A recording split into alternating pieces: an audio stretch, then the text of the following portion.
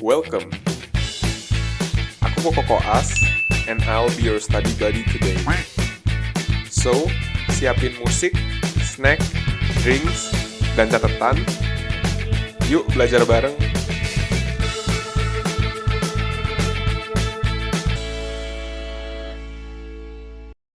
Ini pura-puranya kita lagi nonton iklan pasta gigi ya. 9 dari 10 dokter gigi merekomendasikan menggunakan Pepsodent.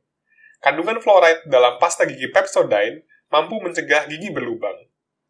Gunakanlah Pepsodent, senyum sehat, tubuh kuat. Kalau kita perhatikan, kata-kata yang sering banget muncul dalam iklan pasta gigi apa aja ya, merek apa aja, adalah 9 dari 10 dokter gigi. Ya kan, yang tadi itu. Dan juga, pasti semua pasta gigi itu mempromosikan kandungan fluoride. Oke, hari ini kita akan bahas kenapa selalu 9 dari 10 dokter gigi yang merekomendasikan. Satunya kemana? Enggak ya, bercanda. Kita bakal bahas kenapa fluoride ini sangat dipromosikan. Dan kenapa fluoride juga dibilang bisa mencegah gigi berlubang atau bisa mencegah karies. Yuk, kita belajar bareng.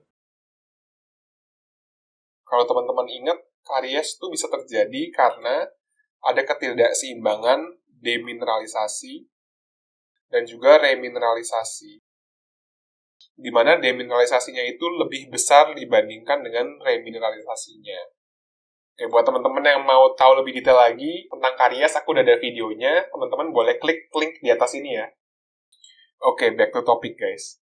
Terus kalau gitu, gimana caranya si fluoride ini bisa mencegah karies?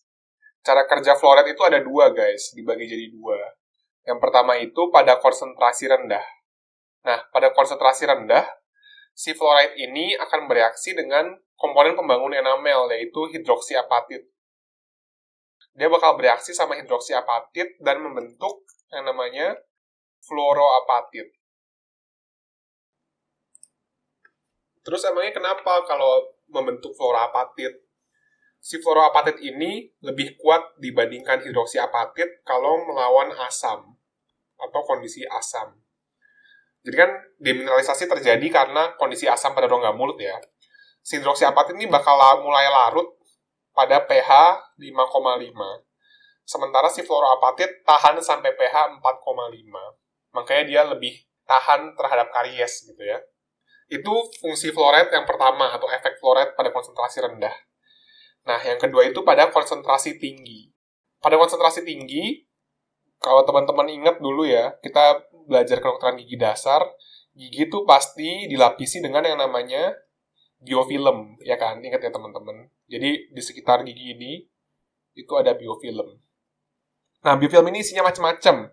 Ada bakteri, ada protein dari saliva, dan salah satunya adalah kalsium atau ion-ion kalsium yang larut dari enamel. Nah, fluoride pada konsentrasi tinggi ini akan bereaksi dengan ion-ion kalsium yang ada di biofilm ini dan membentuk deposit-deposit dari kalsium fluoride. Fungsinya kalsium fluoride ini kayak gimana? Bisa dibilang ini kayak defense mechanism gitu ya, Widi. Jadi saat pH rongga mulut mulai turun atau berubah jadi asam, si deposit kalsium fluoride ini akan melepas ion fluor.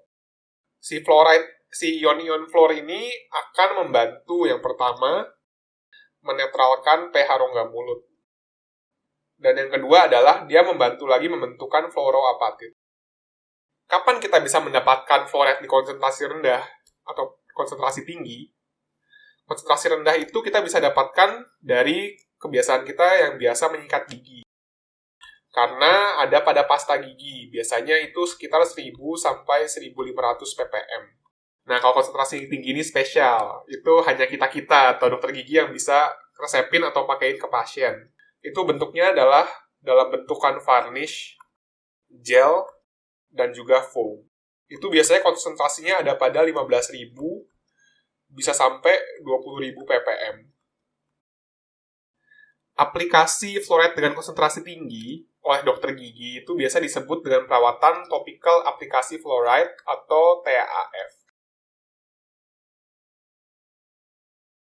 Jadi TAF ini diindikasikan buat, yang pertama pasti buat anak-anak ya. sebagai preventif buat karies. Kemudian orang dewasa boleh pakai nggak? Boleh-boleh aja, tapi dengan catatan kita harus evaluasi karies risknya. Jadi si TAF ini utamanya adalah untuk anak-anak ya. Kalau rekomendasi dari AAPD atau American Association of Pediatric Dentistry, kayak kumpulan dokter-dokter gigi anak di sana gitu ya, itu sejak gigi desiduinya udah erupsi semua gitu, atau kurang lebih pada usia 2,5 tahunan. Itu direkomendasikan menggunakan TAF ini atau diaplikasikan TAF 3-6 bulan sekali. Ini balik lagi, frekuensinya bisa ditingkatkan, entah itu 6 bulan sekali atau 3 bulan sekali, tergantung karies risk factor-nya ya. Pada anak-anak, selain untuk preventif, TAF ini juga berguna untuk menghambat pertumbuhan karies. Jadi dia bisa merubah karies yang aktif menjadi arrested karies. Ini biasanya jadi kalau misalnya pada pasien teman-teman, itu nanti anaknya masih takut, jadi rewel gitu kan. Dan kalau ngeliat bor takut, coba dioles TAF dulu. Setelah diekskavasi, diolesin TAF, itu biasa bisa menghambat pertumbuhan karies. Jadi kita bisa nunggu sampai nanti pasien anak kita ini lebih kooperatif. Tadi kan kita udah bahas ya mengenai 3 bahan sediaan atau bahan-bahan sediaan yang ada untuk TAF, yaitu varnish, foam, dan juga gel. Kalau gitu mendingan pakai yang mana? Varnish, foam, atau gel?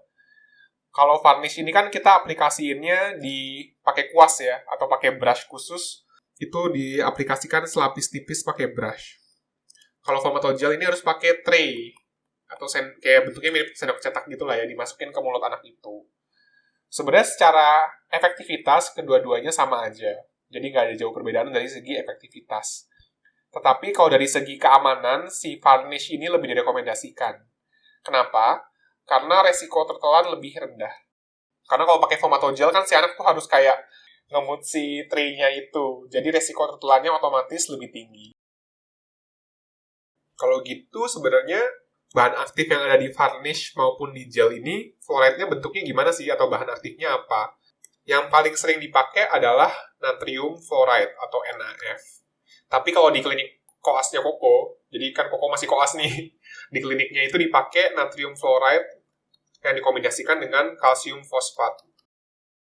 Nah, bedanya di mana? Atau lebih efektif mana sih? Sebenarnya kalau untuk preventif karies kurang lebih sama ya, tapi si natrium fluoride dengan kalsium fosfat ini lebih efektif untuk menghambat pertumbuhan karies atau merubah karies aktif menjadi arrested karies. Kemudian ada lagi bahan aktif lainnya yang biasa kita kenal dengan acidulated phosphate fluoride atau APF. Nah, si APF ini beda dengan NaF, dia bersifat asam. Di mana harapannya, karena kita menciptakan kondisi asam, pembentukan fluoroapatit, itu bisa lebih efektif. Tapi jeleknya, si APF ini nggak bisa diaplikasikan pada rongga mulut yang udah ada tumpatannya, terutama tumpatan komposit, karena sifatnya asam, dia secara nggak langsung mengetsa si permukaan kompositnya jadi nggak halus lagi. Bahan terbaru yang masih dalam tahap penelitian, tapi dianggap cukup efektif bahkan melebihi si natrium fluoride, itu adalah SDF atau silver diamine fluoride. Nah, tapi ini belum masuk Indonesia ya bahan ini. Tapi ini masih dalam tahap penelitian. Jadi buat teman-teman mungkin ada yang mau meneliti, bisa ya. Ini mungkin bisa dicari silver diamine fluoride. Yuk kita review bareng-bareng. Yang pertama, kita udah belajar bahwa cara kerja fluoride untuk menghambat karies itu adalah dengan membentuk fluoroapatit dan juga kalsium fluoride, deposit kalsium fluoride. Yang kedua, tadi kita bahas TAF atau topical aplikasi fluoride.